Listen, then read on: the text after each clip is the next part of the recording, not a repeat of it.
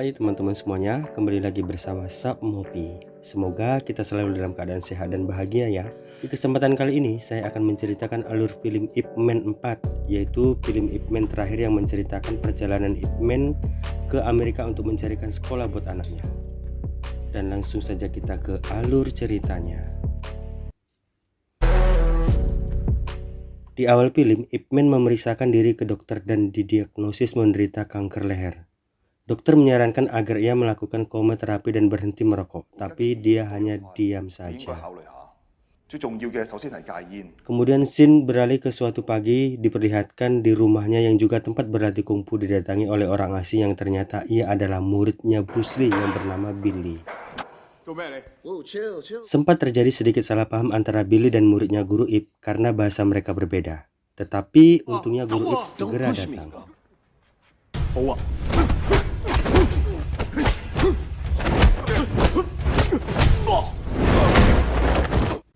Billy menjelaskan kalau ia diutus oleh Bruce Lee untuk mengantarkan undangan turnamen kungfu bulan depan. Dan juga Bruce Lee kini telah mendirikan sekolah kungfu di San Francisco. Tapi di sini Ip Man mengatakan kalau ia mungkin gak punya waktu untuk datang ke sana. Dan Ip Man pun pergi begitu saja. Karena undangannya gak diterima, Billy pun meninggalkan surat undangan dan juga tiket ke muridnya Ip Man. Dan kemudian ia pun pergi. Di sekolah, Ip Jun anaknya Ip Man sedang berkelahi sama temannya karena memperebutkan komik. Gak tahu sih komik apa, kok sampai berkelahi gitu. Tapi karena keributannya itu, akhirnya pihak sekolah memutuskan untuk mengeluarkan Ip Jun dari sekolah. Ip Man meminta ke Pak Kepala Sekolah agar memberikan satu lagi kesempatan kepada anaknya. Tetapi yang sebelumnya adalah kesempatan terakhir dan Ip Jun tetap saja mengulanginya. Kepala sekolah malah menyarankan Ip Jun disekolahkan di luar negeri agar bisa berubah. Saat Ip Man membawa anaknya ke rumah sakit karena perkelahian tadi, ternyata dokter yang memeriksa anaknya dulu adalah tetangganya, yang disekolahkan di Amerika karena bandelnya, dan kini telah menjadi dokter dan bekerja di rumah sakit itu. Ip Man pun akhirnya berpikir untuk menyekolahkan anaknya ke Amerika, dan suatu kebanggaan jika anaknya lulusan luar negeri.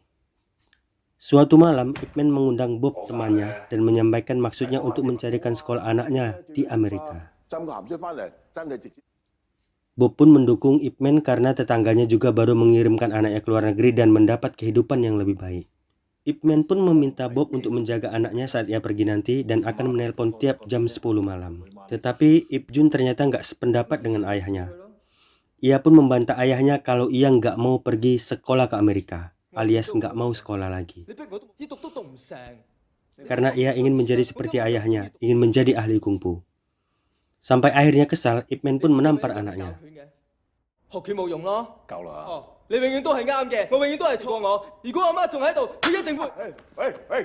Teman-teman, ada nggak yang pernah ngalamin kayak gini, ditabuk sama ayah? Kalau pernah, berarti kalian sedikit bandel lah. Tapi kan mana ada orang tua yang ingin anaknya nggak jelas masa depannya. Semua orang tua ingin yang terbaik buat anaknya loh. Oke, berbekal tiket dari Bruce Lee, akhirnya Ip Man pun pergi ke San Francisco. Sesampainya di bandara, ia pun dijemput oleh temannya Agun yang kini telah lama menetap di Amerika sebagai penulis berita. Ternyata untuk dapat sekolah di Amerika, syarat utama adalah mendapatkan surat jaminan dari Asosiasi Kebajikan Cina di daerah setempat. Dan mereka pun pergi untuk mendapatkan surat itu. Di daerah pecinan, yaitu perkampungannya orang Cina yang tinggal di Amerika. Sesampainya di sana, Ip Man pun disambut oleh para guru besar yang ada di AKC. Dan diperkenalkan satu persatu. Tetapi sepertinya mereka kurang senang dengan Ip Man. Dikarenakan muridnya Bruce Lee telah membuka perguruan di sana dan menerima murid dari warga dan juga menerbitkan buku belajar kungfu memakai bahasa Inggris. Guruan pun mengatakan kalau ia mau memberikan surat rekomendasi untuk anaknya Ip Man sekolah di situ, asalkan Bruce Lee berhenti dan menutup sekolah. Tetapi Ip Man mengatakan, apa salahnya kita mengajari kungfu ke orang lain selain Cina? Yang pada akhirnya terjadi perdebatan antara Ip Man dan guru-guru di sana. Meja kaca yang gak bersalah pun pecah. Kasian.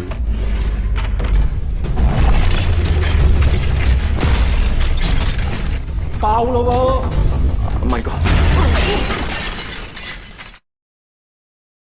Saat pulang, Ip Man menanyakan kepada Agun apakah surat rekomendasi itu benar-benar perlu. Agun mengatakan tanpa surat rekomendasi itu kita tidak bisa sekolah di sini karena surat itu adalah jaminan kalau kita berlaku baik dan bukan imigran gelap. Saat Imen menelpon ke rumah, anaknya nggak mau bicara karena masih ngambek. Sabar ya om. Esoknya Agun mendatangi teman bosnya, kali aja bisa membantu. Tapi tetap aja nggak ada yang mau menjamin Ip Man. Akhirnya Ip Man pun hadir di turnamen yang diadakan oleh muridnya Bruce Lee.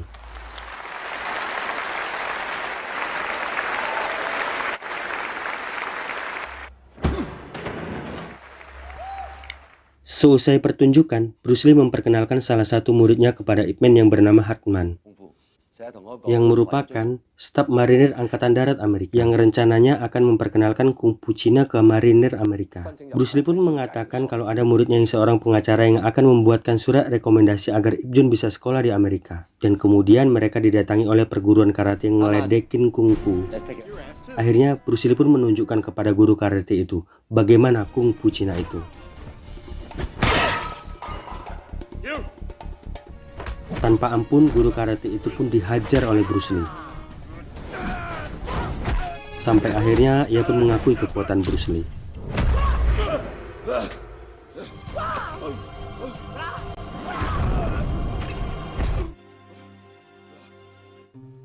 Esoknya, Ip Man mendatangi sekolah untuk mendaftarkan anaknya. Karena kepala sekolah sedang sibuk, Ip Man pun disuruh menunggu. Yang ternyata anak dari ketua Wan yang bernama Yona juga sekolah di tempat itu. Yang mereka lagi kontes jadi pemandu sorak. Dan grup Yona adalah pemenangnya.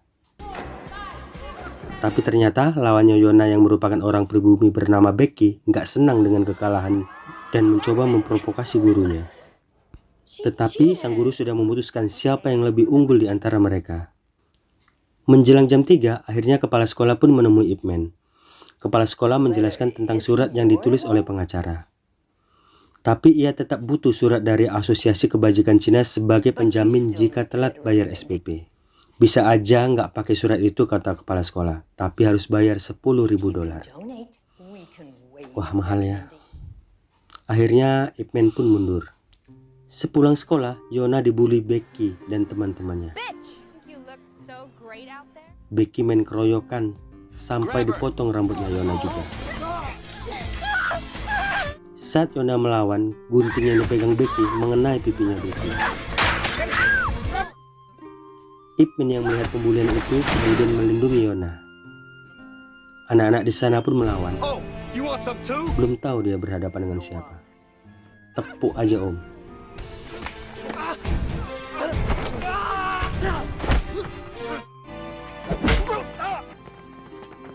Di perjalanan pulang, akhirnya Yona tahu kalau kedatangan Ip Man ke sekolah adalah untuk mendaftarkan anaknya. Yang artinya Ip Man harus bertemu ayahnya Yona untuk meminta surat rekomendasi. Tetapi Ip Man mengatakan kalau ayahnya nggak mau memberikan surat itu. Saat sampai di rumah, Becky menangis dan mengadukan ke ibunya bahwa ia terluka dikarenakan anak Cina, alias Yona. Ibunya pun menelpon ayahnya Becky yang merupakan kepala imigrasi daerah tersebut, agar segera pulang dan menyelesaikan masalah itu. Beralih ke Yona, saat pulang bersama Ip Man, langsung meminta ayahnya untuk membuatkan surat rekomendasi. Ayahnya pun menginterogasi Yona dikarenakan pipinya lebam yang menandakan ia baru berkelahi. Yona nggak mengaku sampai-sampai Yona ditampar ayahnya. Yona mengatakan kalau ia hanya membela diri dan Ip Man datang untuk membantunya. Guruan mengatakan kalau Ip Man nggak tinggal di sini, makanya ia nggak tahu kalau orang kulit putih berusaha mengusir. Guruan marah dan menganggap Ip Man memanfaatkan anaknya untuk mendapatkan surat tersebut. Guruan menantang Ip Man berkelahi untuk mendapatkan surat itu.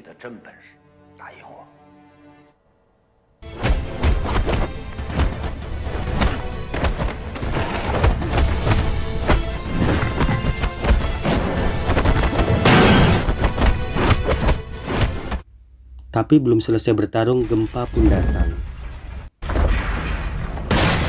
Guruan pun bilang ke Ip Man kalau harus menunggu festival musim semi untuk tahu siapa pemenangnya. Tapi Ip Man bilang kalau siapapun yang menang itu nggak ada gunanya. Dan ia mengatakan kalau ia datang bersama Yona adalah untuk melindungi Yona dan bukan demi surat itu. Setiap malam, tepat jam 10 waktu setempat, Ip Man menelpon ke rumah untuk bicara dengan anaknya Ip Jun. Tapi ya tetap aja, Ip Jun gak mau ngomong sama ayahnya. Di pangkalan marinir, pada saat para pasukan berlatih bela diri karate, Statman membawa boneka kayu yang biasa dipakai berlatih Wing Chun ke pangkalan tersebut. Terang aja ini membuat Komandan Barton geram dan meminta agar Statman menyingkirkannya. Tapi karena Statman bersikeras, akhirnya pelatih karate di sana yang bernama Colin diminta bertanding dengan Statman. Dengan catatan jika Statman menang, barulah boneka kayu tersebut boleh tetap di pangkalan. Tapi sayang, hanya dalam beberapa jurus, Statman pun tumbang. Come on, Colin.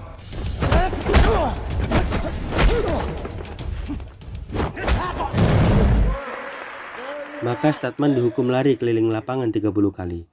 Dan boneka kayu buat berlatih yang ia bawa pun dibakar. Pagi harinya, terlihat kesehatan Ip Man semakin memburuk. Yona datang pagi itu dengan membawa surat rekomendasi sekolah dari AKC yang telah distempel. Ternyata Ip Man tahu kalau itu tanda tangannya palsu.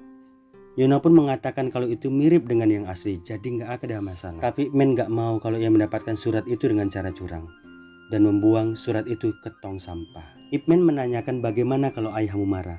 Yona bilang ia nggak peduli, karena ayahnya nggak pernah peduli dengan kebahagiaan anaknya, yang selalu memaksakannya berlatih Wing Chun agar bisa tampil di festival. Padahal Yona nggak suka itu.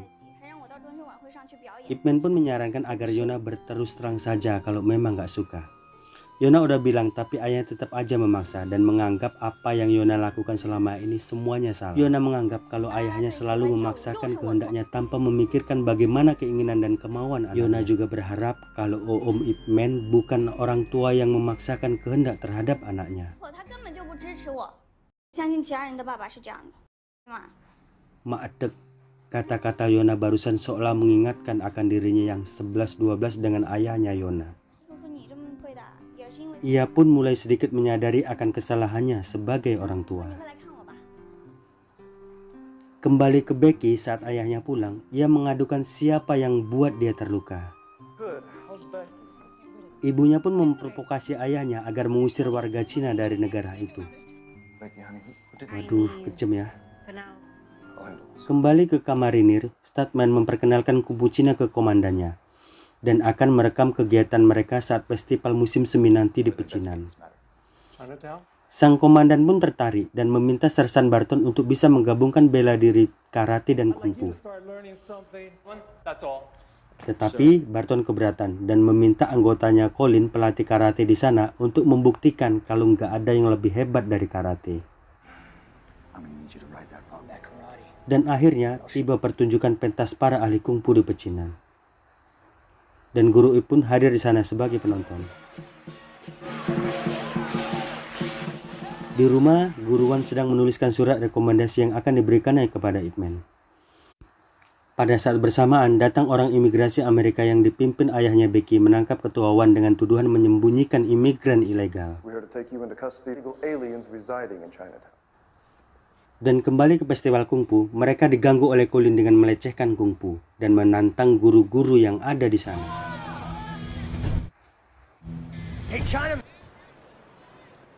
Satu persatu guru-guru di sana pun tumbang dihajar Colin.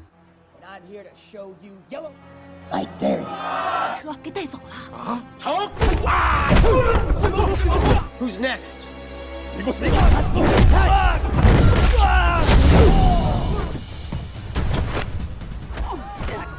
Dan akhirnya Ip Man pun gak tinggal diam saat guru terakhir dipermalukan, dihajar. Ia pun naik ke panggung untuk melawan Colin.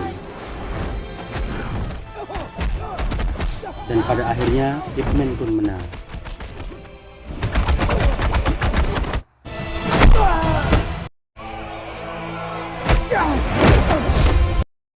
Mereka yang ada di sana pun sangat senang. Tapi sayang mereka mendengar kabar kalau guruan ditangkap oleh imigrasi. Kembali ke guruan, Bukan hanya menjebak, tapi ayahnya Becky bahkan akan menangkap semua orang di pecinan. Wah, masalah anak-anak kalau orang tua udah ikut campur ya begini, jadi panjang. Saat guru Ip dan Yona datang menemui ketua Wan, Billy yang ternyata anggota kantor imigrasi meminta kepada Ip Man agar mengosongkan pecinan. Dikarenakan orang imigrasi akan menangkap semua orang yang ada di sana. Go there. All right? We're gonna raid that. Sersan Barton yang mengetahui kalau anak buahnya kalah diajar kungfu pun geram dan mendatangi pecinan untuk membalas dendam. Saat guru lain menelpon ke pecinan untuk memberitahu agar pergi dari sana, Barton pun datang dan menghajar para guru yang ada di sana. Saat tahu ketua Wan di kantor imigrasi, Barton pun datang untuk menjemput. Chairman, hey!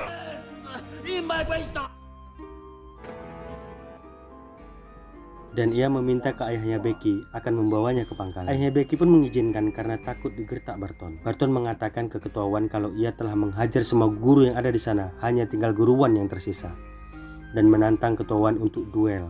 Di saat bersamaan datang Yona dan berlutut ke ayahnya Becky dan meminta maaf agar ia melepaskan ayahnya. Ketua Wan pun meminta Yona agar jangan berlutut. Dan akhirnya ketua Wan pun pergi menerima tantangan Barton. Statman meminta ke ketua Wan untuk tidak menerima tantangan Barton, tetapi demi harga diri ia pun gak mau mundur. Akhirnya mereka pun bertarung dengan sengit.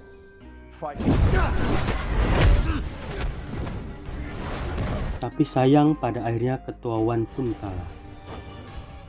Kakinya pun sampai patah dan dipermalukan di tempat itu.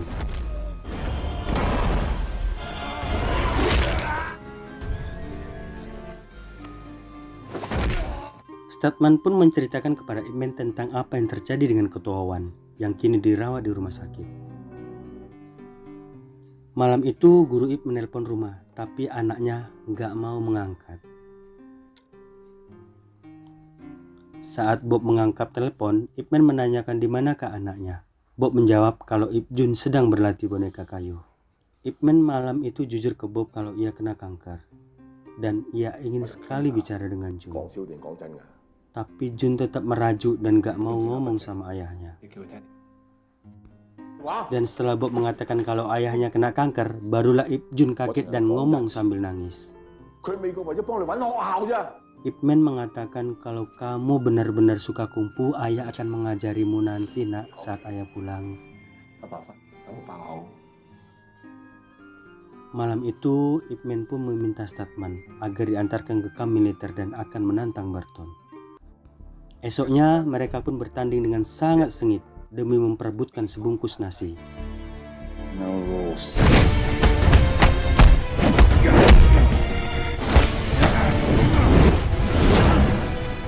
Beberapa kali Ip Man dibanting dan ditendang, tapi Ip Man tidak mau menyerah.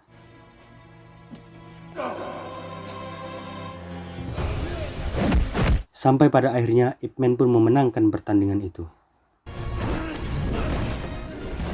dan mendapatkan tepuk tangan dari para marinir yang ada di sana.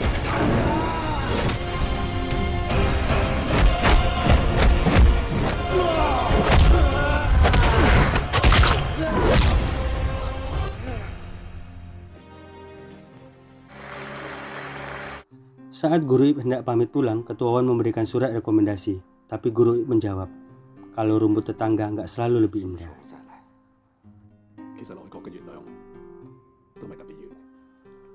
Saat Ip Man pulang, ia pun mengikuti kemauan anaknya yang menyukai bela diri dan ingin belajar kungfu. Dan Ip Man pun mengajarinya. Di akhir film diperlihatkan sequel Ip Man 1, 2, dan 3. Dan kedatangan Bruce Lee yang memberikan penghormatan terakhir kepada gurunya yang telah wafat. Dan cerita pun berakhir. Film ini bukan hanya mengenai perkelahian, tapi banyak pelajaran yang kita ambil. Salah satunya adalah apapun yang dipilih orang tua itu adalah yang terbaik bagi anaknya. Tetapi sebagai orang tua juga harus mendengarkan apa sebenarnya yang anak-anak inginkan dan coba diskusikan. Karena sesuatu yang dipaksakan terkadang ujung-ujungnya akan ada penyesalan. Dan satu lagi, di film ini juga kita diajarkan kalau kita nggak boleh berbeda-bedakan ras. warna kulit ataupun lainnya. Karena di mata Tuhan kita itu sama. Oke, terima kasih saya ucapkan kepada teman-teman yang sudah menonton. Jangan lupa subscribe dan sekali lagi terima kasih. Dah.